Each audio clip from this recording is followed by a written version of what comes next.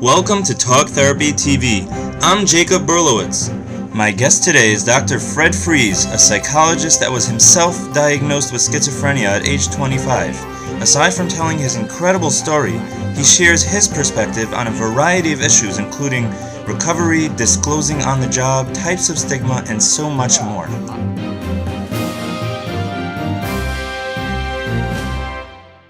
The job I got finally was working as a bachelor-level psychologist in the backwards of a psychiatric security hospital.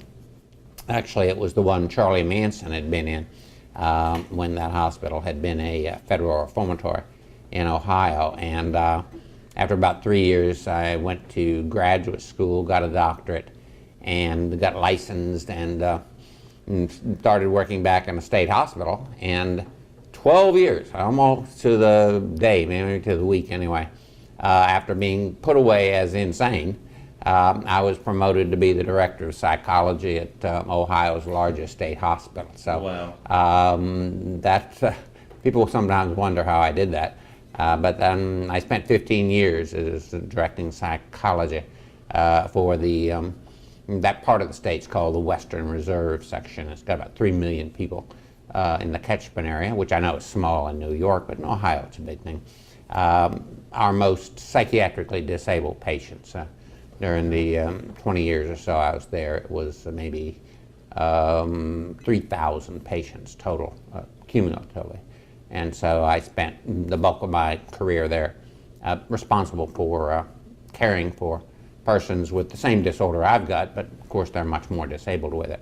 And what got you interested in psychology and in pursuing being a psychologist? I had no interest in psychology at all. I had majored in psychology at Tulane, where the Navy put me through school. Okay. And the reason I majored in psychology was because it was the only thing you could take where you could get both a BA and a BS in that subject.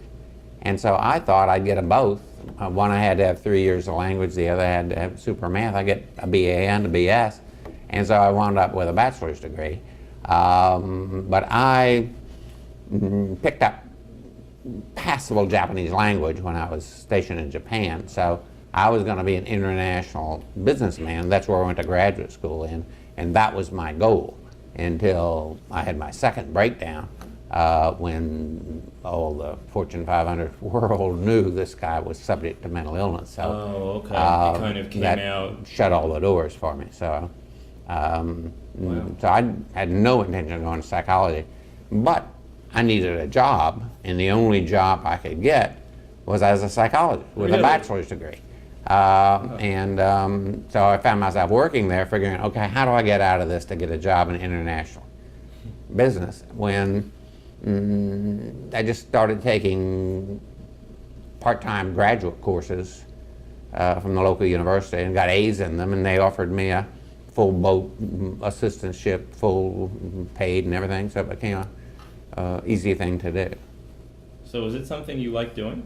Yeah. Psychology? It's become a real mission since I've decided to be open about this, and people have been very nice to me. I mean, they accuse me of having roses thrown in front of me wherever I go.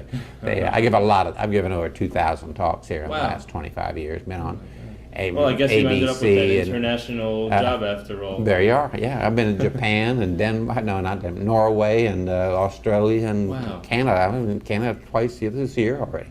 So it's been sort of international after all. Thanks for watching Talk Therapy TV. Do you want to learn more about mental illness? Visit us online at talktherapytv.org for links, resources, and to watch full episodes at your convenience.